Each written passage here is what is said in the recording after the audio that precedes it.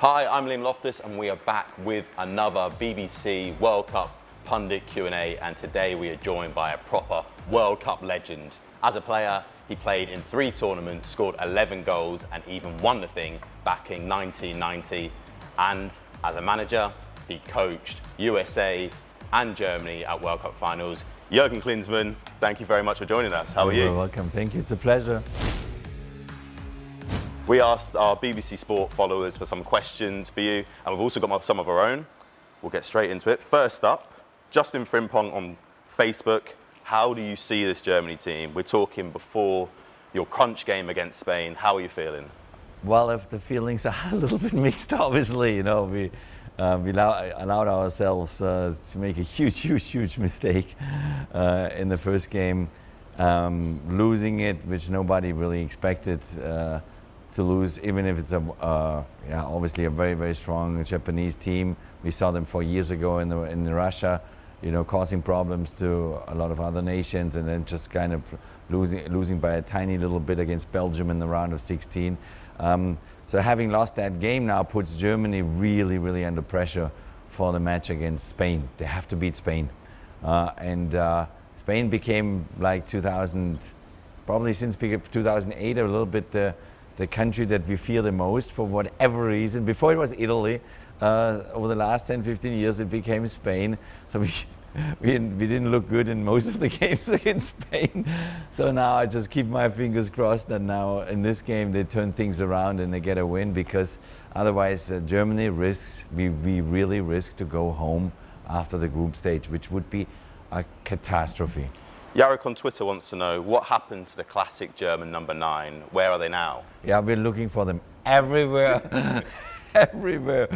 I don't know what happened. I mean, we hoped a lot that Timo Werner can fulfill that role. Unfortunately, now with this tournament it didn't work out for him, and yeah, we struggle. We struggle with the number 9 role. Most of the number 9s in the German Bundesliga are foreign players. And so we don't have a Harry Kane type of a player at the moment, and you can see that it doesn't then work for us, because we are used to utilize, you know, at least one pure number 9, or maybe even 2. Usually we had always 2 number 9s up front at 9 and 11 and whatever, yeah, that's a problem. We have to solve that one. Which teams have impressed you the most so far, and why? Obviously, from a German perspective, Japan. No. I mean, who would have thought that Saudi Arabia beats Argentina in the opening? I think Argentina will fix that game. They will win the next 2. Germany is really in trouble now. I thought England went off to a fantastic start against Iran. You know, they went on they cruised in the 6th gear and tempo. Now with the second game in the United States, they put the tempo out of the game, and it didn't convince that much anymore. So I think once the group stage is done with 3 games for each team, then we have a better picture, really better picture. I mean, impressive for Spain, you know, against Costa Rica. I mean, they just kind of demoralized them. I watched France too. France was very down to business, very impressive. But the best team I have seen, and I saw half of the game, so with the FIFA Technical Study Group, we are splitting in 2 coaching groups of a couple of guys, and we split basically 64 games in half, so we all will watch 32 games, so I'm watching a lot of games. The best performance of a team that I really saw was Brazil. Brazil was another level. When you saw England in the 6th gear against Iran, and was wonderful, or even France with 4 goals and stuff. Brazil played a game against a very strong opponent, technically and tactically on a different level. You know, the way they once they lose the ball, how they kind of recover that ball, kind of the counter press they play. Even with guys like Neymar, you know, they're running like crazy. They're aggressive. They're hungry. For me, Brazil, I was really impressed with them.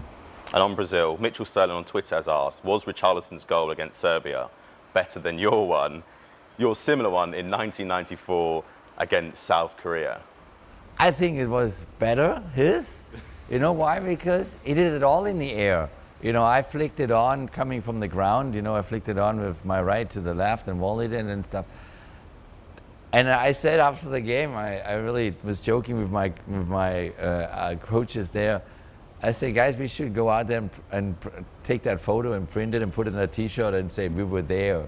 You know, because really, I mean, we were there in the stadium when Richarlison did that. And this was so far in the tournament. This was the moment of the tournament so far. I mean, we just started. You know, it was so beautiful. It was so amazing. This is what you live for, and I'm sure that he has done that actually many times before as a child, playing somewhere on the beach or in the backyards or in, you know, whatever parks that we kick the ball around as kids. I'm sure that a lot of Brazilian kids right now are trying to do that. SK on Twitter, Ronaldo or Messi? Oh, it's Tough a big one. Tough one. Tough, because, I mean, obviously Messi is so sympathetic. He's such a good guy.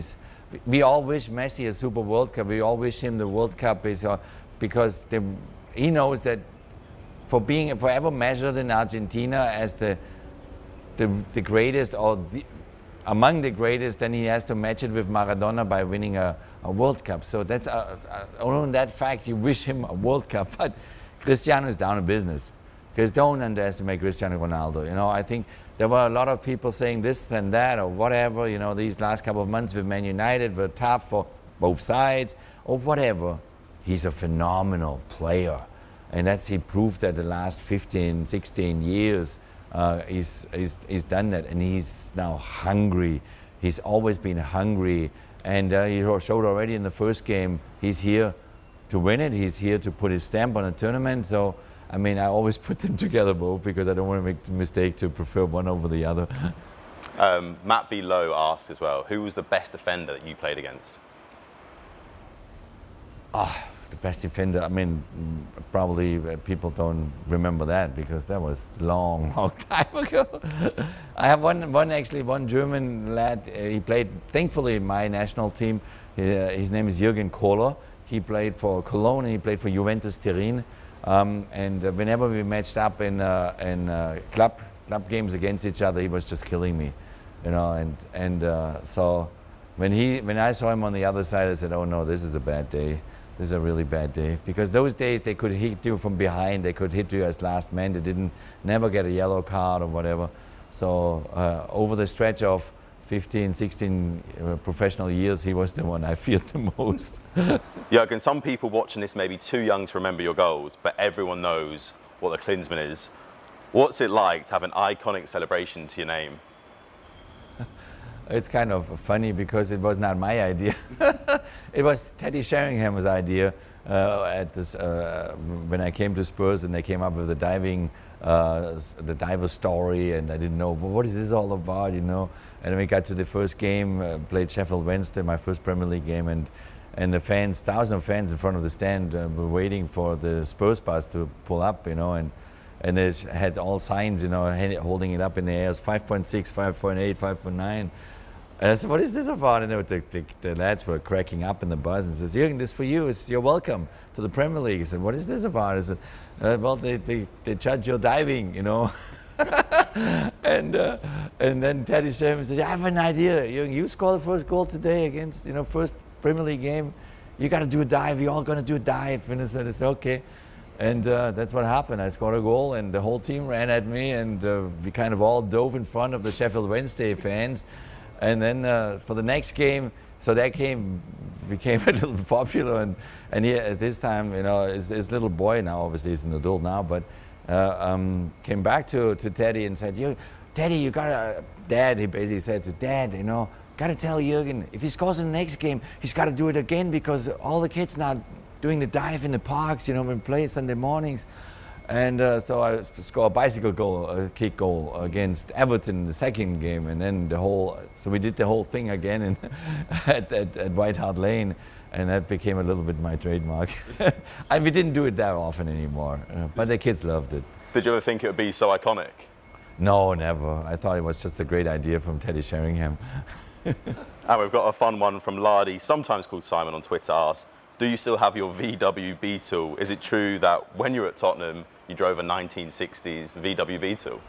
It's true. I think it was a 67. No, it was a funny story because the car, when I went then from Spurs to Bayern Munich, and a lot of people were angry with me that I left Spurs, I drove that car down to Munich from London with a friend, and it stopped 3 times. And the car was so old, it fell apart. And at the gas station, I remember I had to run the engine still by filling up the gas, which you should never do. Don't run the engine when you fill up the gas. But I had to because I feared that the car is not starting anymore. So then I brought it to a dealership, a friend of mine in my hometown, Stuttgart. I said, check it out real quick if the car is still okay. And he said, this car is done. You know, it was rusted all over the place. So from that moment on, I gave it to basically a collector, a guy, freaks that love to kind of fix up cars. But that was my car in London, yeah. I just followed traffic because otherwise I would have been always on the wrong side. Jürgen, thank you very much. Enjoy the rest of the World Cup. You too. It's a pleasure. Pleasure's all mine.